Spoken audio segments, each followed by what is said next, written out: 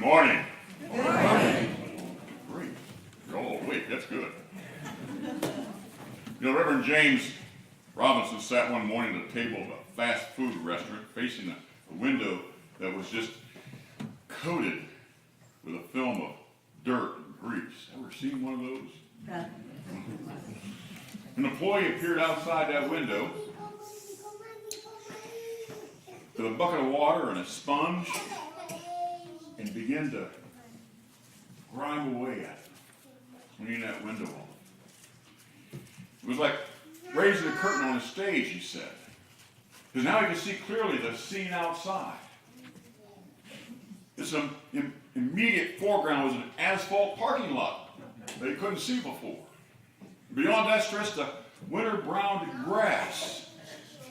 Beyond that was relieved monotony only by a cluster of two leafless bushes. An ambulance even pulled away from a diner a little farther down the road. And of course, that's not a good sign. And distant signs proclaimed the presence of a cinema, a bank, and a grocery that you couldn't see before. And seagulls were seen nearby over the river, floating casually overhead, occasionally gliding to the ground to pick up some food. And even a small airplane parted the sky, while traffic flowed steadily along the highway. What had been concealed was now revealed. The appealing and the unappealing, the inspiring and uninspiring, the depressing and the uplifting. Everything stood out in sunny outline, bold and clear. Truth does that for us. Removes from our eyes that film that coats and distorts reality. Enables us to see with clarity the totality of life. You know, most of us long to attain truth, a most elusive prize. We refuse to be satisfied with partial truth. Our curious and questioning minds demand the truth, the whole truth and nothing but the truth. So help me God to say in court. Jesus offers us some words of assurance to truth seekers. You will know the truth, but he qualifies his promise with the biggest little word in the English language. I'm sure you all know it. That little word is if. If. You will know the truth if you do not drop out and turn back in your present pursuit of prize. The Jews to whom Jesus spoke failed to grasp the truth. Life's most precious prize, because they dropped out or turned back on the course of discipleship. We read that they had believed in him. Past tense, had believed in him. Period. But if you seek the truth as a close and constant companion of Christ, continuing his word, you'll find it and you will know it. The Jews failed to continue in his word. Their simple acquiescence in his teachings was not deeply rooted in faith, and therefore quickly withered.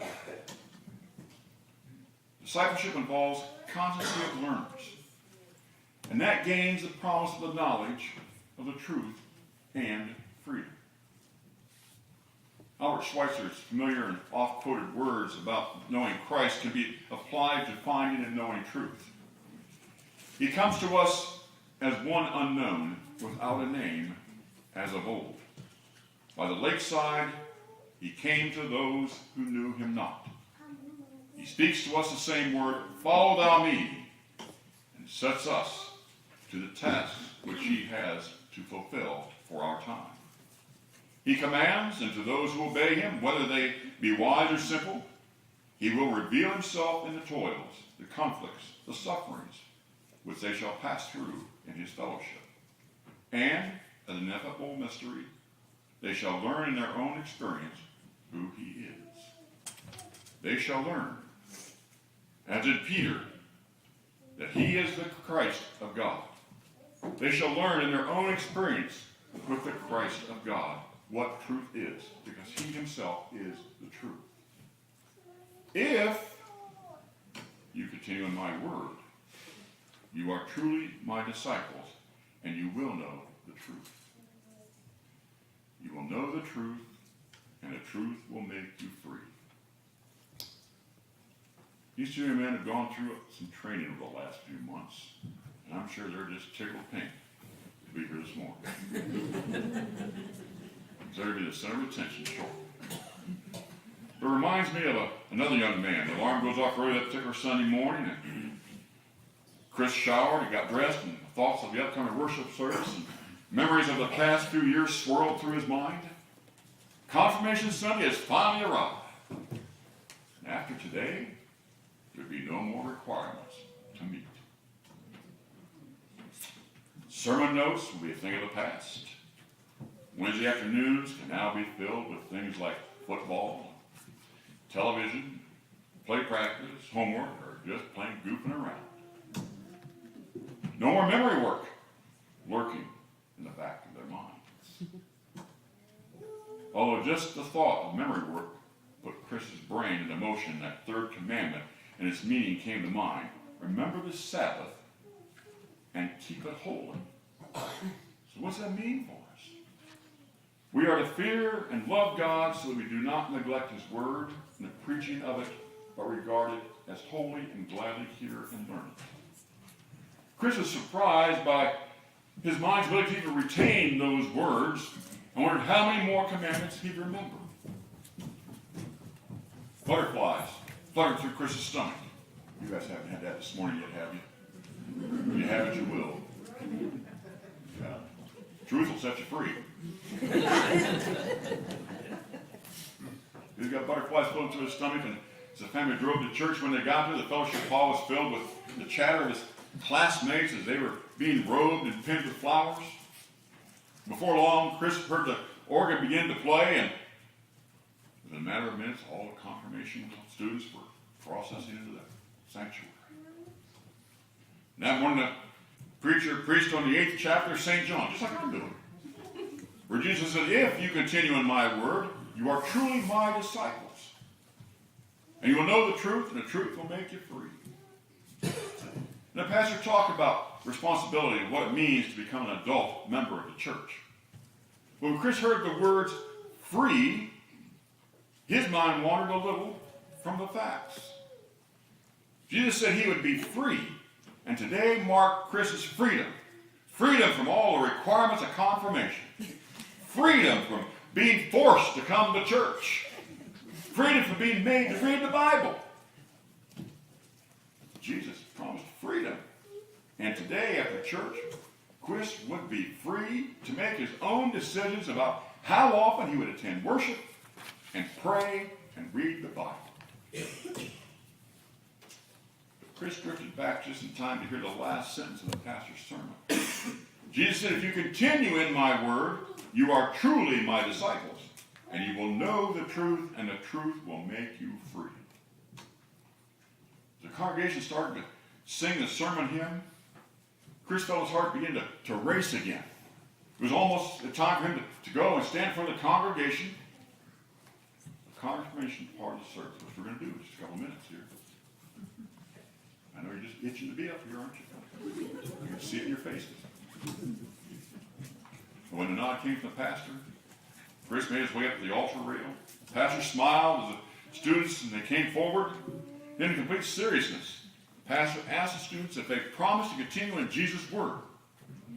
Did they promise to worship regularly and receive Holy Communion, pray and read the Bible often, and serve Jesus Christ through word and deed their whole life long? Chris found himself answering, I do, and I ask God to help and guide me. It was as if the promise of God that had been inscribed on his heart at his baptism encouraged him to say those words. With the confirmation promises made, the gifts of Holy Communion celebrated, the prayers said, and the promises of God shared in word and deed, the worship service was complete. The confirmation students recessed out of the sanctuary and formed a reception line, like we're going to do at the end, to receive all the joyful congregants. But a feeling of freedom washed over Chris's body. The butterflies, that flutter disappeared in his stomach. His hands were no longer damp with sweat. And he felt that heavy load that somehow had been lifted off his shoulders. Chris felt free. At first, Chris's overwhelming sense of freedom came from the fact that his confirmation classes were over. But as the weeks and the months and the years went by, Chris would experience the feeling of freedom more and more. When Chris answered his confirmation promise with the words, "I do, and I ask God to help and guide me," God heard his prayer. God would spend the rest of Chris's life helping and guiding him. God would show Chris the joy of living in the freedom of Jesus' love. When the sun came over the horizon next Sunday after confirmation, Chris turned off that alarm and he hopped out of bed. And he would now attend church not because he had to, but because he wanted to. Not because he had to turn in sermon notes or to get credit for Sunday school attendance. Chris would go to church because he wanted to. Each time Chris confessed his sins and heard the words of forgiveness at the beginning of the worship service, Chris felt free. Freed from his sin, freed from his guilt, freed from his fear. Chris found that he was free to love and to serve his Lord and Savior. Free to make his decisions in his life that would be pleasing to the Lord, that would make his life meaningful. Free to love other people and share with them the good news of Jesus Christ.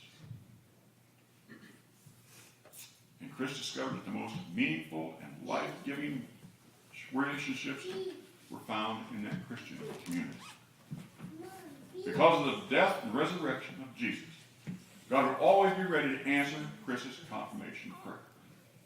God would always be there to help and guide Chris as he sought to live out his life in response to God's love for him. Jesus said, "If you continue in my word, you are truly my disciples. You will know the truth, and the truth will make you free." Don't ever forget, because of Jesus' death and resurrection, God will always help and guide each one of you. God will always be there for you as you live your life in the freedom of God's love for both of you.